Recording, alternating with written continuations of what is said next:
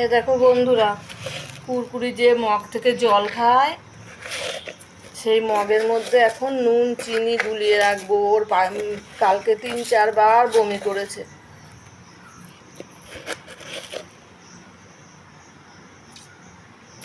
এই 2 গ্লাস মতন জল আছে, 2 চামচ মতন চিনি দিয়ে রাখি।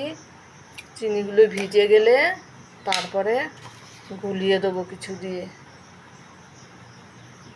এই যে নুন দিলাম, চিনি দিলাম। ওই মগ থেকে জল খায় বারবার, ও কালকে 3-4 বার বমি করেছে। আমার খুব ভয় হয়ে গেছে, এটা ভিজে গেলে একটু ঘুলিয়ে দেবো কিছু দিয়ে। এই দেখো আমার কুরকুরি সোনা কেমন রোগা হয়ে গেছে। কালকে কতবার বমি করেছে, কিচ্ছু খায়নি। কতবার আমি বমি করেছে, আমার খুব ভয় লাগছিল। এই দেখো রোগা